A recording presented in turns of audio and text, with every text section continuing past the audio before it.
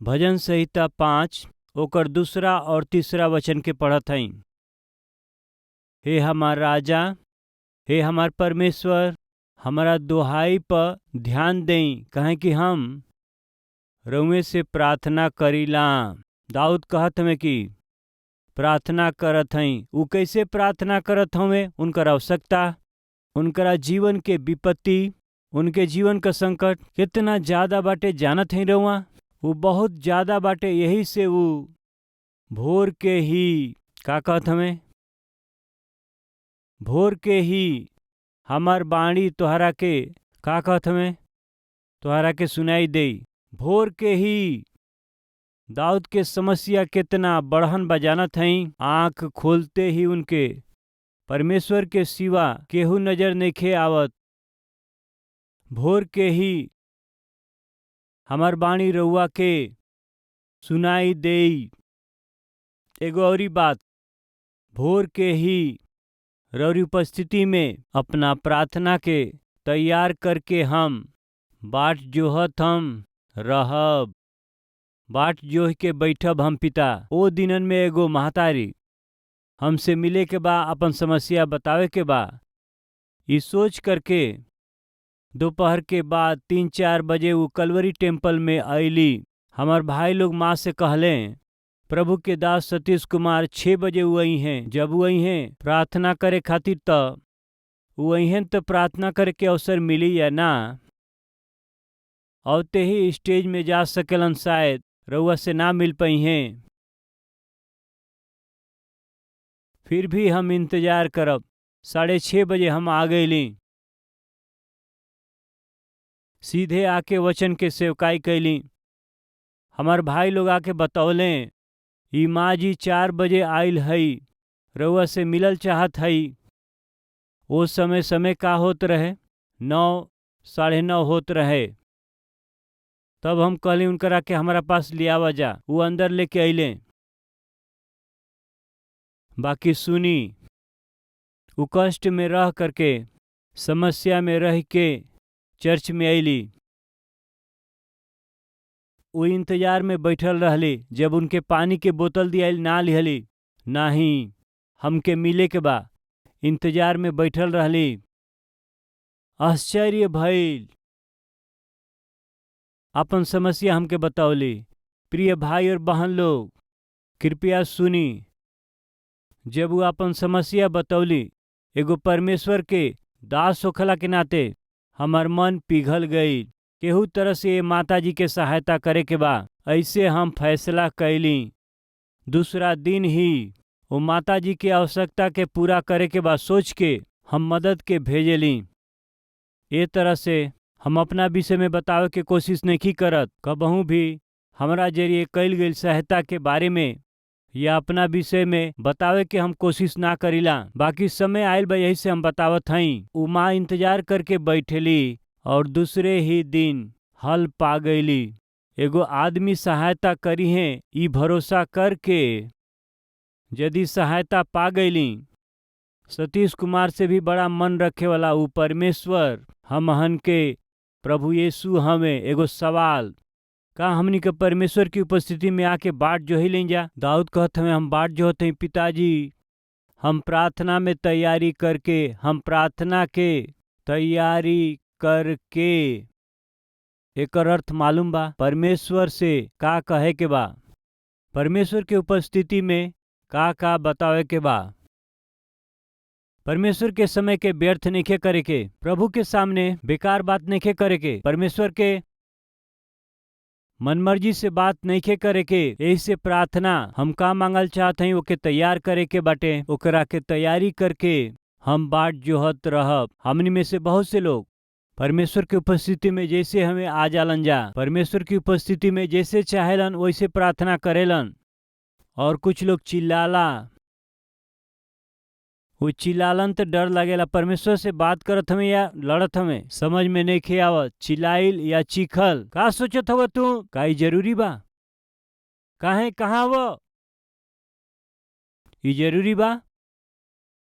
हमार दुख रउआ के नहीं दिखाई देत? अरे रे, जैसे परमेश्वर बहरा हमें कुछ लोग फोन में वो शोर वाला के सुनाई ना दिहला से घर के बाहर जाके जोर जोर से चिल्लालन। घर के बाहर चिल्लेबे तो उहे सुनाई दे। ऐसे चिल्लाए वाला के विषय में उनकरा के फोन का है वो ऐसे चिल्लाइए तो उहे सुनाई दे। इतना जोर से चिल्लाएलन। कृपया सुनी परमेश्वर के पास आके चीखल चिल्लाइल जैसे उनके समझ में नहीं आवत। जेके वो कहलन ओके कहत रहलन। और कुछ लोग तो ऐसन बा मंत्र जैसे प्रार्थना करेलन, स्तुति स्तुति स्तुति स्तुति। इनकर स्टार्टिंग प्रॉब्लम बा। पुराना समय में बाइक स्टार्ट करे के समय में किक मारत मारत मारत मारत जोर से मारे के बा। जोर से किक मारे के बाद तबे गाड़ी स्टार्ट हुई। इन्हें लोग के प्रार्थना शुरू करे के बाद या स्तुति स्तुति स्तुति स्तुति स्तुति स्तुति स्तुति यह रट लगावेलन। स्तुति स्तुति स्तुति तुति तुति तुति बस यह रट लगावेलन। अंत में स्तुति कहाँ चल गई? तुति हो गई। कृपया सुनी, दाऊद कहत हमें तू परमेश्वर हई हे पिता।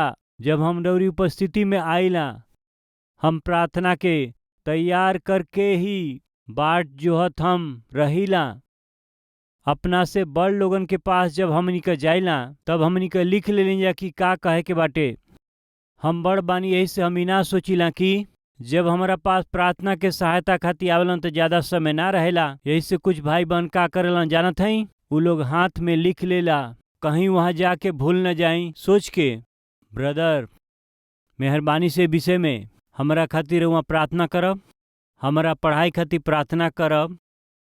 हमारा विवाह खातिर प्रार्थना करब। हमारा भाई के स्वास्थ्य खातिर ऐसे वो लिख लेलन कि टाइम खराब ना हो।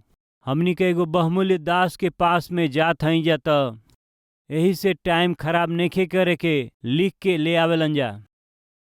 हमारा पास आके प्रार्थना के मदद मांगे वाला ही पहले से ही का सहायता मांगे के बाटे का प्रार्थना करावे के बाद लिख के लिए आवेलन। राजाओं के राजा प्रभुओं के प्रभु परमपिता परमेश्वर के पास जाइलन जा तक का बतैयारी। सबसे पहले अपना हृदय के तैयार करे के बा। अपन हृदय तैयार होके के चाही। परमेश्वर के नजदीक आवे खातिर अपना हृदय के तैयार कर लेई। बाइबल में बा कहाँ बा तैयारी? जैसे चाहे वैसे जी के, जैसन चाहे वैसन बोल के, जैसे चाहे वैसन पी के, जैसन चाहे वैसन लड़ के। ओकरा बाद परमेश्वर के पास आके स्तुति स्तुति स्तुति कहला से ही का तमाशा करत हमें प्रभु से? परमेश्वर के उपस्थिति के मजाक करत हमें? कृपया ध्यान दें, ई भलाई नहीं खे। जैसन चाहल वैसन प्रभु के उपस्थिति में आवल। ये थोड़ा भी परमेश्वर के उपस्थिति के महत्व देतनी या ऐसा नहीं खे। भोर के ही उठ के वो बिल्कुल सही समय है। रौरी उपस्थिति में हमारा प्रार्थना के तैयार करके ही बाट जोहत रहब। हाँ प्रभु, प्रभु बाट जोहत रहब रौरी उपस्थिति खातिर। अपना सगरी दुख के कैसे रउआ से कहे के बा तैयार करके रखब प्रभु। काहे वो भोर के ही उठ के ऐसे प्रार्थना करत हमें? मेहरबानी से ध्यान दें, भोर के ही उठ के हमनी के अपना दिन प्रभु से शुरू कैला से वो दिन के प्रभु के साथ खत्म कर पावे के। भोर के ही उठ करके प्रार्थना करेलन। मोबाइल से रउआ शुरू करब अपना दिन के तो मोबाइल से खत्म करब। टेलीविज़न से शुरू करब तो टेलीविज़न से खत्म करब। लड़ाई झगड़ा से रउआ शुरू करब तो लड़ाई झगड़ा से खत्म करब। कुछ लोग शराब के बोतल से ही अपना दिन के शुरू करेलन। रउए बताई जे शराब के बोतल से अपना दिन के शुरुआत करी, वो कैसे दिन के खत्म करिए बताई? वो शराब के बोतल से खत्म करिए। भोर के ही सिगरेट से शुरू करे वाला अपना दिन के कैसे समाप्त करिए? सिगरेट से ही समाप्त करिए। प्रार्थना से अपना दिन के शुरू करे वाला कैसे खत्म करिए बताई? प्रार्थना से उस समाप्त करी हैं। प्रार्थना से अपना दिन के शुरू करे वाला कैसे समाप्त करी हैं? परमेश्वर से उस समाप्त करी हैं। दाऊद के प्रार्थना की आदत रहे अपना दिन के परमेश्वर के साथ शुरू कैल, परमेश्वर के साथ ही समाप्त कैल। फिर हमनी के विषय में का बाटे? यदि रउआ जल्दीबाजी में अपना दिन के शुरुआत करेली तो जल्दीबाजी के रउआ छोड़ दें। परमेश्वर से रउआ शुरू करी। ये परमेश्वर के प्रति रउआ प्रेम के दिखावेला। वो परमेश्वर के प्रति रउआ भक्ति के वो दिखावेला। परमेश्वर के प्रति रउआ भरोसा के वो दिखावेला। पिता यदि सुरक्षित रहे के बाटे तो हमारा करे वाला काम के, हमारा कोशिश में, हमारा यात्रा में, हमारा सेवकाई में प्रतिफल यदि देखे के बाटे तो प्रभु जी रउआ हमके चाही। भोर के ही उठ के अपना दिन के प्रभु से शुरू कैला से कितना अच्छा होई। दाऊद भोर के ही उठ के प्रार्थना के तैयार करके प्रभु के उपस्थिति में बाट जोहत रहले। उतने ना ही केहू से कहत तू ना रहले, अपना समस्या के परमेश्वर से ही बतावे के बा। ऐसे वो आशा कैले उनकर समस्या का हुए मिल के पढ़ल जाई। 8वां वचन, हे यहोवा हमरा शत्रु लोगन के कारण अपना धर्म के मार्ग में हमार अगुवाई करी। हमरा आगे आगे अपना सीधा मार के दिखाई। जे हमार दुश्मन बन गईल बाड़े उनकरा मुंह में सच्चाई नइखे, उनकरा मन में नीरा मूर्खता बाटे। उनकर गला खुलल कब्र बा, ऊ अपना जीभ से चिकना चुपड़ी बात करेलन। काहे कि ऊ लोग रउआ से बलवा कैले बा। 11वां वचन, बाकी जितना लोग रउआ पर भरोसा करेला आनंद करंस। दाऊद जाने ल प्रिय लोग, शत्रु कितनो महान काहे न होखे और कितनो अच्छा रीति से अपना युक्ति के बनावत काहे न होखे। दाऊद ही जाने ल कि यदि हम अपना परमेश्वर पर आसरा रखी त हम परमेश्वर के सहायता यदि चाही तो ऊ हमरा के आनंद से ही भर दी हैं। कब हमनी का आनंदित होखेले जा बताई? जय पौला के बाद। कब हमनी का खुश होइले जा बताई रहुआ? शांति मिलला के बाद में। कब हमनी का आनंदित होखेले जा बताई? परमेश्वर जवाब देलन तब। दाऊद कहेलन, हे परमेश्वर, बाकी जितना तोहरा पर भरोसा करेलन सा वो सब लोग आनंद करी। प्रिय भाई और बहन लोग, आज रहुआ अपना समस्या के परमेश्वर के देवे आयल हैं। हमार परमेश्वर रहुआ के आनंद देवे जात हैं। एकर अर्थ का है? शांति के देवे जात हमें। दाऊद के मालूम रहे कि परमेश्वर शांति दी हैं। यही से दाऊद परमेश्वर के पास अइले और केहू के पास ना गइले। हम बतौली ना, एगो सेवक हमार तकलीफ दूर करिए सोच के जाके अपन समस्या वो सेवक से बतौला से का हमके समाधान मिलल, का हमके आनंद मिलल? एकरा के भइले 20 साल बीत गइल प्रिय लोग। वो सेवक से मिल के वो सेवक जवन उत्तर आज दिहलन हमके याद बाटे। का बताई? इनडायरेक्ट हमरे केहू मददगार नइखे, का सहायता करी हम तोहार? तू जा इंसान लोग पर और राजा लोग पर भरोसा कैला से बढ़ के परमेश्वर पर भरोसा कैल भला ह। आज हमनी के बीच में केहू बाटे का आदमी पर भरोसा करे वाला, धनवान पर भरोसा करे वाला, ताकत पर, ऊंचा पदवी पर रहे वाला, प्रतिष्ठा पर भरोसा करे वाला केहू बाटे का? उ बात तो बताई हन, बाकी सहायता उ ना करी हैं। बाकी एगो बात सच बाटे, हमार परमेश्वर यदि वचन दिहन त उ 100% अपना वचन के पूरा करेलन। उ अपना वचन के भूल जाओ, उ मनुष्य ना हवे। आज रउआ परमेश्वर पर भरोसा करिला तो तोहरा खातिर शुभ संदेश। हमार परमेश्वर शांति देवे जात हमें। एकरा फल स्वरूप रौरी जीवन के आंख के आंसू के पोछ के ऊ हमार परमेश्वर रौरी आंसू के पोछ के नाच में बदले जात हमें। जे हमारा पर भरोसा करेला ओकरा के आनंद से भर देली। अद्भुत प्रतिज्ञा है, रउवे ही उनके संभालब। दाऊद कहत हमें रउआ पर भरोसा कैला से रउआ आनंद देब, रउआ पर भरोसा कैला से रउआ रक्षा करब, रउए उन्हन लोग के संभालब। यही खातिर से वो हमेशा ऊंचा स्वर से गावत रहिहन जा। हमनी के परमेश्वर अल्पकाल के रक्षा ना करेलन। हमनी के परमेश्वर मदद कैला से अल्पकाल के सहायता ना करेलन। राउर मित्र हो सकेलन, राउर रिश्तेदार हो सकेलन, जेकरा पर भरोसा कैली ऊ हो सकेला। अल्पकालिक उ लोग मदद करी हैं। 1 लाख के मदद मंगला से 10,000 रुपया दे के इतना ही बाटे कह के हाथ उठा ली हैं। अल्पकाल के ही वो लोग सहायता करिहन जा। बाकी दोबारा जाइब तो ऊ रौरी आगे ही दरवाजा के बंद कर ली हैं। अरे फिर आ गई, अरे फिर आ गईली, बस इनके ये काम बा। यदि रउआ आवत हैं ई मालूम हो गइल तो दरवाजा बंद करी हैं, लॉक करी हैं। इंसान जवन मदद करेला अल्पकालिक हवे और जवन आनंद इंसान देला अल्पकालिक हवे। दुर्भाग्य के बात ई बाटे कि इंसान अल्पकालिक सहायता करेला कह के इंसान के दिहल आनंद भी तात्कालिक हवे। इंसान के मालूम बाटे बाकी इंसान अल्पकालिक आनंद खातिर परेशान होता। सच बा कि ना? वेश्या के पास जाए वाला इंसान हमेशा के आनंद ना पावेलन, कुछ क्षण के आनंद पावेलन। शराब में ही आनंद ढूंढे वाला हमेशा के आनंद के ना पावेलन, अल्पकालिक पावेलन। पिए वाला, खाए वाला, गुटखा खाए वाला घुमक्कड़ आदमी, नाइट क्लब और पब में जाए वाला अल्पकालिक आनंद खातिर ही वहाँ जालन। बाकी दाऊद ऐसन अल्पकाल के आनंद खातिर के घूमे वाला ना हवे, परेशान होखे वाला ना हवे। जौना परमेश्वर के उ जानेलन अनंत काल के परमेश्वर हवे। उनके जवाब देवे वाला परमेश्वर अनंत काल तक जवाब देवेलन। दाऊद यही से कहत हवे, हे पिता, रौरी उपस्थिति में हमेशा आनंद हवे, रौरी उपस्थिति में आनंद के भरपूरी बा। आज परमेश्वर रउआ के जवन जवाब देवे जात हूँ वो अल्पकाल के ना हवे।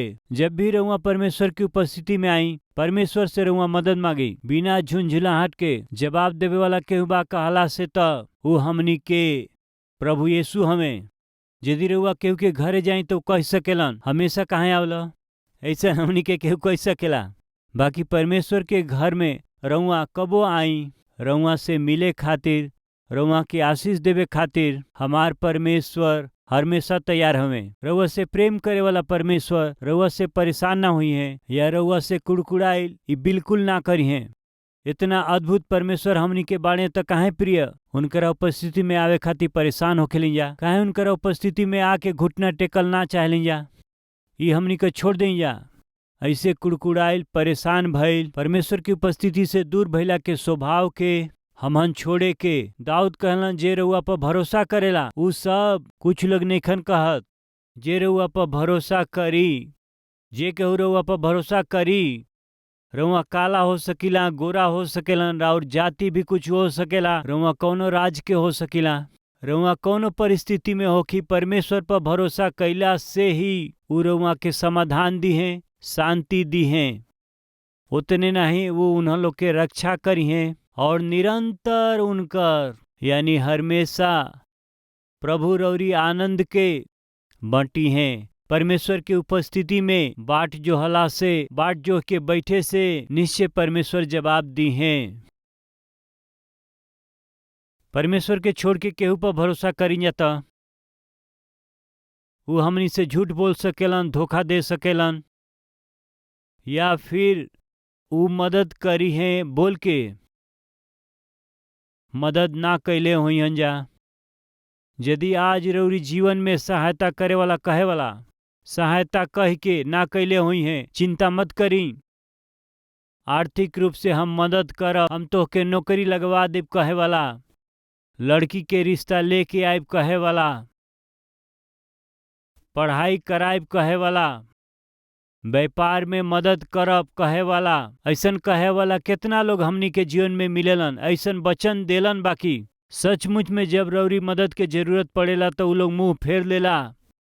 प्रिय भाई, प्रिय बहन, ऐसन स्थिति में रउआ अपना जीवन में कई बार गुजरल होखब, बहुत भइल। कम से कम आज से पूरा मन से परमेश्वर की ओर फिरी, पूरा मन से रउआ परमेश्वर से प्रार्थना करी। राउर समस्या खाली परमेश्वर ही दूर करी हैं। इस सच्चाई है, रौरी शरीर में रहे वाला बीमारी के ये खाली परमेश्वर ही चंगा कर सकेलन, यह सच्चाई है। रौरी परिवार में रहे वाली समस्या के खाली परमेश्वर ही दूर कर सकेलन, यह सच्चाई है। रौरी बचन के कारण जौन समस्या आयल बा, रौरी पति पत्नी के कारण जौन समस्या आयल बा, राउर सहकर्मी व्यापार में पार्टनर के जरिए आयल समस्या के, मित्र के जरिए, रिश्तेदारन के जरिए जेकरा पर भरोसा कैली, उनकरा द्वारा आयल समस्या के परमेश्वर दूर कर सकेलन। भोर के उठ के परमेश्वर के सामने बाट जोहल सीखी भाई और बहन लोग, जेकरा से अपना दिन के रउआ शुरू करब वही से रउआ समाप्त करब। परमेश्वर के साथ दिन शुरू करब त परमेश्वर के साथ ही रउआ खत्म करब। प्रार्थना से शुरू कैला से प्रार्थना से ही रउआ खत्म करब। ऐसन अनुभव हमनी के बाका नइखे त आज शुरू करे के और सीखे के। प्रभु आज से अपना दिन के हम रउए से शुरू करब। अपना जीवन के सगरी बोझ के रौरे ऊपर डाल के शांति से जियल हम शुरू कर देब। प्रिय लोग, दाऊद राजा रहले। राजा के जीवन में दुख आयल, राजा के जीवन में ही कष्ट आयल। प्रिय भाई और बहन लोग, हम और रउआ काहे खातिर बानी? देश पर शासन करे वाला पर ही दुख आयल त परमेश्वर उनका सहायक बनले। फिर हम सबके सहारा परमेश्वर ना हुई तो कैसे? देश पर शासन करे वाला ही परमेश्वर से प्रार्थना करत हमें तो हमनी के का हाल बा? तो आई जा मिल के प्रार्थना करी जा।